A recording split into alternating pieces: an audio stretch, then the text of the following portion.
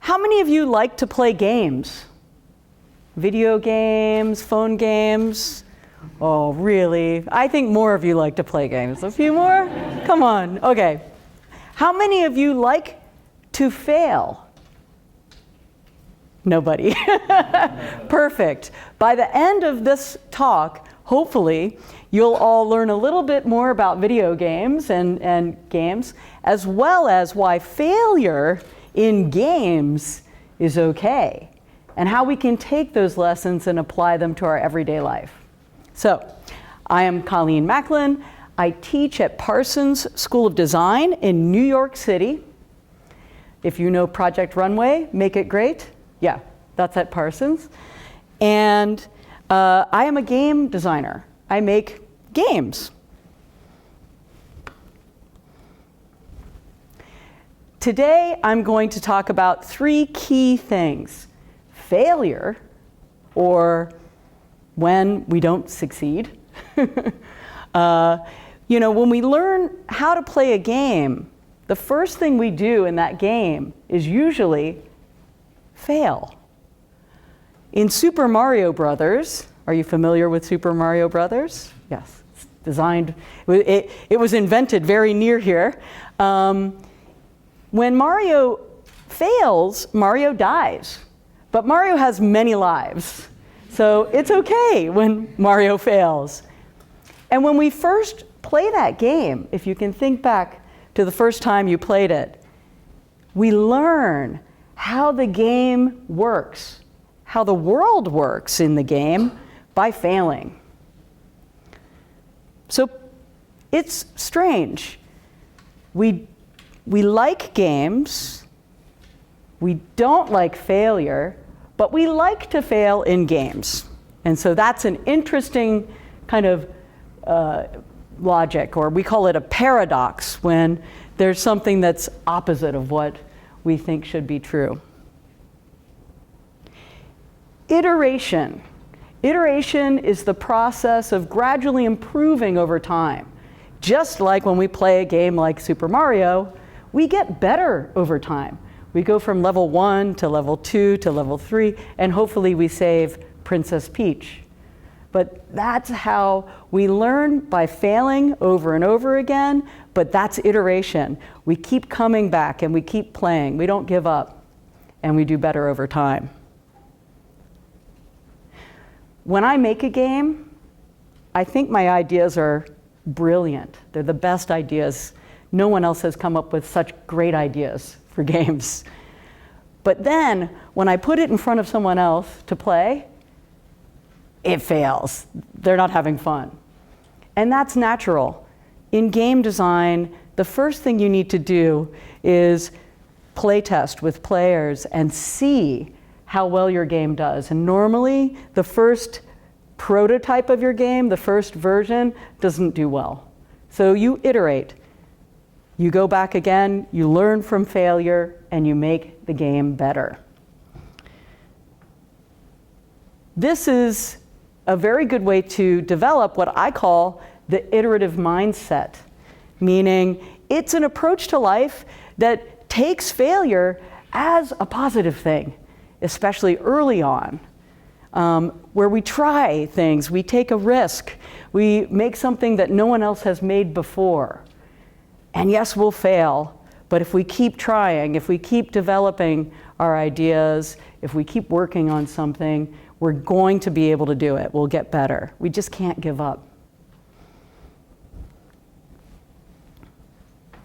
So, when we play a game, we have fun in a game because I believe, first of all, it's very clear what you do in a game. Unlike real life, where I don't know, what are you going to do when you grow up? Do you already know? I mean, when I was your age, I didn't know I was going to be a game designer.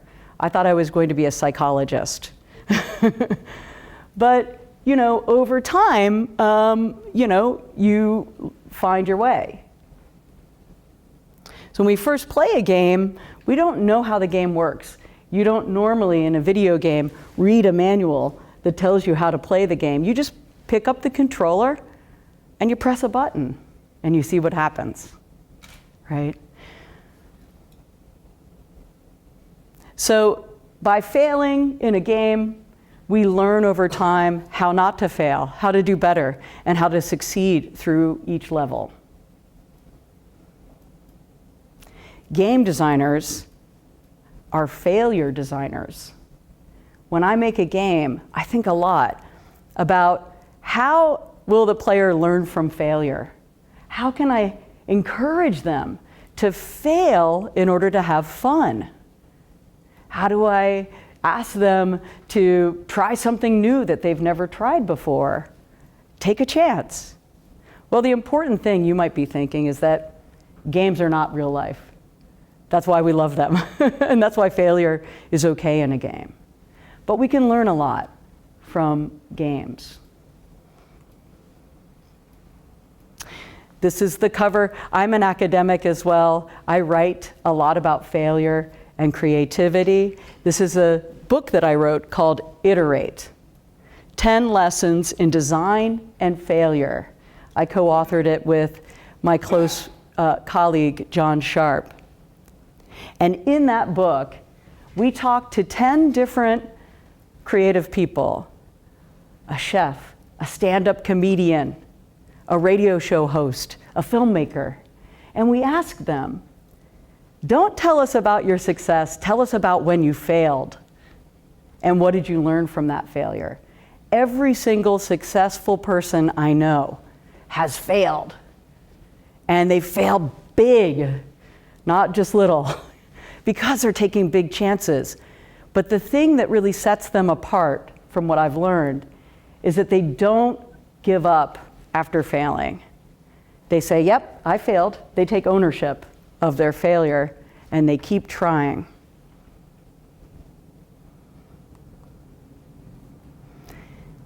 A psychologist named Carol Dweck calls this the incremental mindset. I call it the iterative mindset. It's the same idea. This little image here is of someone who tries one time to climb a mountain, they fall, and they give up, right? They say, mountains aren't my thing. That's what Carol Dweck would call the fixed mindset. It's a mindset that says, I'm just not good at math. I'm not talented in music. I'm not even going to try. Or I'll try it once, and if I fail, I won't try again. But actually, she's found that a really important thing to develop, especially when you're young, is to be okay with failure and to keep trying again. And as you might say, fail better. So over here on the right, you see the person climbing, and then it says attempt number 1, number 2, number 3, number 50. They've tried to climb this mountain over and over again. And because they never gave up, they were able to do it. And so whenever I design a game, I test it with players 50, 100 times. I can't even count how many times as I'm making the game. And sometimes it's pretty upsetting to see what happens because people, struggle. They don't understand the game. And so I've learned, it's not easy, but I've learned that it's okay to fail, and when you do fail, a very good idea is to just take a moment, shake it off, play a game, and then come back and try again. So the important thing about an iterative mindset is that we understand we will not be good at something when we first try it. We're going to be bad. We won't be good at it. But over time, if we keep trying, we will succeed.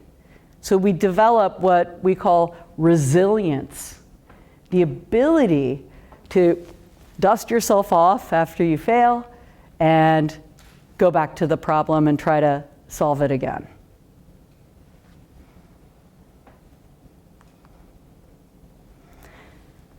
That was pretty short, so there might be some time if you have questions, if anything I've said is unclear. But I will recap by saying, in games, failure is okay. In the real world, sometimes we think failure is negative, but actually, in both games and the real world, we can learn from failure. If we just try something and go back to it and try again, we're adopting the iterative mindset, a mindset that says, I know I won't be good in the beginning, but if I keep practicing, if I keep trying, I'll be better in the end. I'm learning how to play piano right now. I mean, I probably should have learned when I was 10 years old or 5 years old, but I'm trying to teach myself this all the time. I'm not very good at the piano, but if I keep practicing every day, maybe I'll be okay. Maybe I'll be able to play some tunes for my friends and we can sing along. So, this is the question. If there's any questions, yeah. Colleen, before we start our discussion, that'd be great. Questions? Everyone knows about failure? Yeah. Please tell me what your biggest failure? Oh, I should have anticipated that question, but I failed to anticipate that. Let me think, my biggest failure.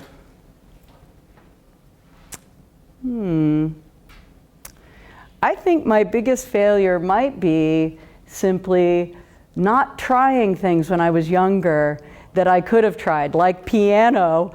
I wish I had, tried harder when I was younger, for sure. That's one. But I'll think about it a little bit more, and if I think of an even bigger failure, I'll definitely, I'll try to share it. Okay, thank you. Thank you. Maybe one more question? Yes. What encouraged you to be a game designer? Oh, when I was little, when I was 9 years old, I got a computer. I was very lucky, and I loved playing video games. But back then, you had to type in the code for the video game, press play, in order to play them. It's kind of very primitive. But it taught me, I can change the game.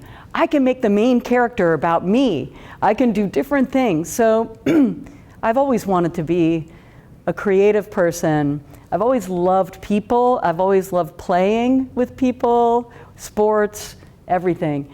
And I finally came back to game design after a career in photography because I discovered that I wanted to have more fun. And I met some nice people who worked in games. I think a lot of your life, you may not know where you're gonna go, but the people you meet will help you figure out what you want to do and what kind of life you want to lead. So, yeah. Thank you. Great, that was a great question. Do you want to just read the question that we have for the discussion today? The question I have for you is, how can we use the power of iteration? Now, iteration is how we learn from failure. We fail and we try again. How can we use the power of iteration to help us learn from failure in our daily lives?